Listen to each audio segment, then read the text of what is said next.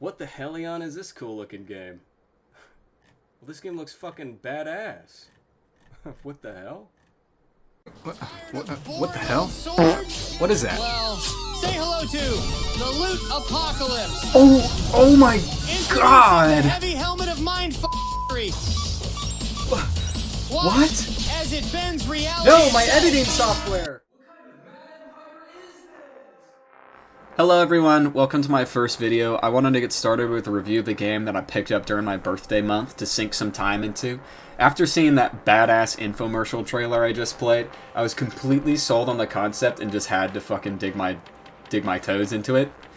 So how should I describe this game? Mad Empire is like if the old Baldur's Gate games and the Pathfinder games with their real-time and pause combat mechanics and RPG systems combined with Darkest Dungeon's sanity, camp management, and roguelike mechanics, with procedural dungeons that remind me of the old Warcraft 3 custom RPGs and custom campaigns.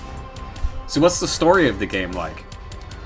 From what I understand, there's powerful crystals that are found, causing big kingdoms to wage war, and the main kingdom digs deep and deep for more crystals, and they begin to form an empire. And this empire begins practicing dark experiments, causing a full-scale apocalypse underground to trap the civilians, and it traps them underground this empire, filled with zombies and skeletons and other dark undead creatures. Anyways, let's talk about the classes and other content in this game. As of writing, there are 13 classes in this game, along with unique abilities, which can be customized with any kind of gear as long as they have relevant stats to equip it. So far, my two favorite characters are the General and the Cultist. The General is like a tank support with very strong healing and resistance abilities, and a very powerful crowd control ability. And the Cultist can apply powerful damage over time and can pray to a dark god to randomly just spawn in allies or one-shot entire bosses and more.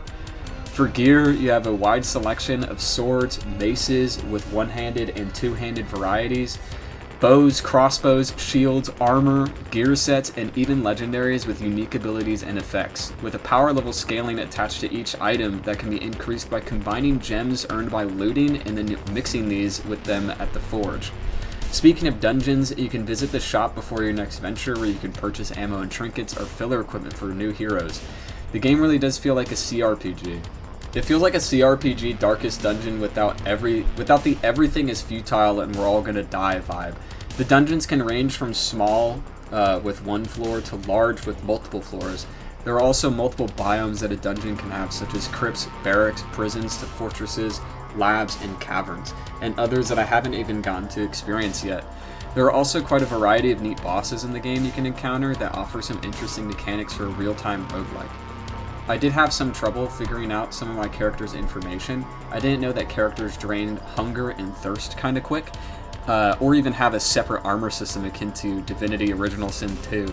Another critique that I have with the game is that there are currently no stabs or wands that I've come across. I don't know if they're in the game, but personally I just haven't found any of them. I've only experienced strength weapons and dexterity-based weapons, which seems kind of odd as there is a lot of magic classes that you unlock pretty early in the game, and they do all have really nice animations for basic attacking, as if they're casting spells, but they're just firing arrows and using bows.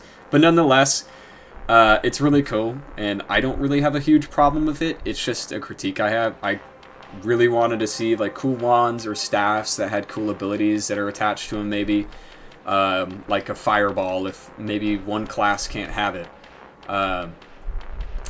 Speaking of future content, this game has a really well-made base management system with tons of structures to work towards and upgrade, kinda like Darkest Dungeon. There's honestly a lot of content for this game, and it just came out of early access about a week and a half ago, 2 weeks. And many of these have descriptions already to what they do, such as the alchemy table and a special item shop. Hey guys, this is the future Swagula here. I just wanted to say that this game also has a unique difficulty editor that I've never seen in like another roguelike. I guess I don't play too many, but this is the first time I've seen a difficulty slider that increases or gives an entirely new tier of loot into the game. And you unlock this just by building this camp. I also wanted to add that this game is published by Paradox, the devs who made games like EU4 and CK3 and the billions of DLCs that come along with it. I don't think that this is going to happen to this game. I guess we'll see when it actually comes out. But overall, I would say that I'd give this game probably an 8 out of 10. I think it's really cool, and I think it has a lot of cool loot in the game. I think it's just missing that mage and sorcerer fantasy with the stabs and wands, because I could totally imagine getting that gear and then maybe getting like a unique fireball spell. Or being able to like get lightning on it or something like that, and I can equip it on my cultist who can't normally get that spell, or I can equip it on my mage or my sorcerer, you know, like I think that would be kind of cool. But all in all, I think it has a ton of content for an early access game.